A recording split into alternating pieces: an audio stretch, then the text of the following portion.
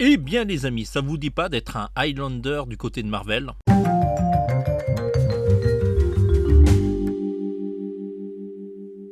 Hello les amis, j'espère que vous allez bien. On a passé un très bon week-end d'Halloween, on a vu le film Poupelle en avant-première et on a publié une critique, je vous invite vraiment à aller le voir. Aujourd'hui ça va être une autre vidéo critique autour d'un film très attendu du public, Les Éternels ou Eternals. Le film a eu déjà pas mal de polémiques parce que les youtubeurs qui aiment bien taper un petit peu sur Marvel disent déjà que c'est la pire note des films Marvel, en effet 60%, mais ça reste quand même un film au-dessus des 50%.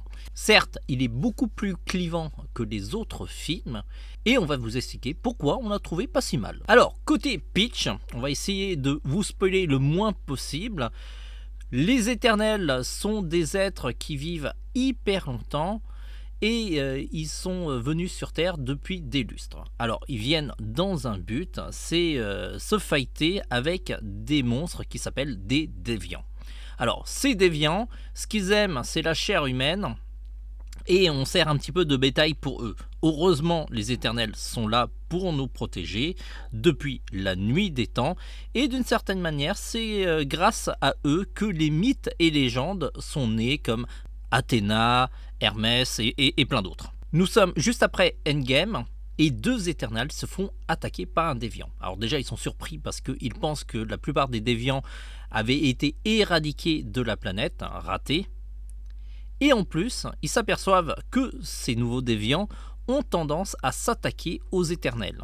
Ils se sont séparés depuis très longtemps parce que forcément vivre pendant des années avec les mêmes copains, à un moment les copains vous tapent sur le système et donc ils se sont tous séparés histoire d'aller dans d'autres horizons.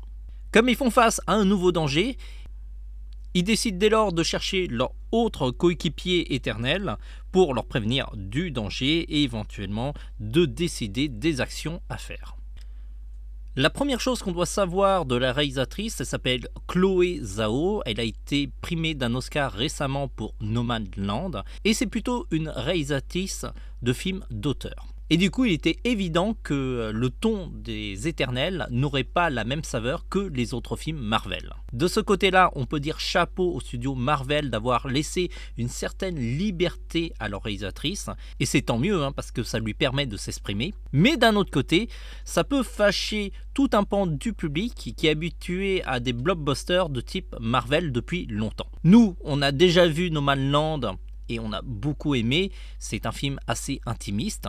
Et d'une certaine manière, on était préparé à voir ce type de film aussi. C'est clair que toutes les personnes qui s'attendaient à autre chose, ils risquent d'être déçus. Un autre point aussi intéressant, c'est qu'il y a énormément de personnages. Alors, les Éternels ne s'appellent pas les Immortels, donc ils peuvent clamser. Et du coup, je vous conseille de ne pas vous attacher à un personnage en particulier. C'est un petit peu comme Game of Thrones, votre personnage préféré peuvent clamser aussi. D'ailleurs, à noter qu'il y a deux acteurs de Game of Thrones, il y a le fameux Jon Snow et l'autre frère Stark. Je ne me rappelle plus du nom. Vous me dites en commentaire parce que je suis sûr que vous êtes des pros.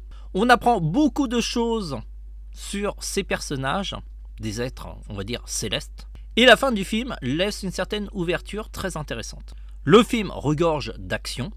Et pour une fois, les voyages sont plutôt cohérents par rapport au scénario. On va à peu près aux quatre coins du monde et c'est pas juste pour dépenser le budget des films.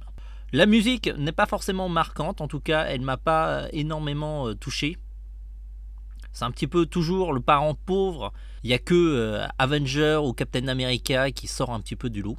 En tout cas pour des musiques originales. Parce que pour les Gardiens de la Galaxie, c'est pas exactement la même chose. C'est essentiellement des reprises de musique qui ont très très bien marché. Et du coup, ça marche très très bien. Globalement, le film est assez clivant. Vous allez tomber sur des gens qui vont adorer le film et d'autres qui l'ont détesté. Vous allez vous dire dans quel camp on se positionne. Pour ma part, j'ai plutôt apprécié le film. Je suis plutôt dans le camp des gens qui ont apprécié le film, même si je comprends qu'on puisse être déçu. C'est surtout que j'avais pas les mêmes attentes que les personnes qui ont été déçues. Le film laisse à la fin 2 scènes de post-générique qui sont très intéressantes parce qu'elle met en avant d'autres perspectives pour l'univers Marvel. Et déjà que Venom annonçait des choses assez bordéliques, eh bien cette scène de post-générique annonce quand même pas mal de choses. Et je vous avoue que je ne sais pas encore dans quelle direction va réellement Marvel.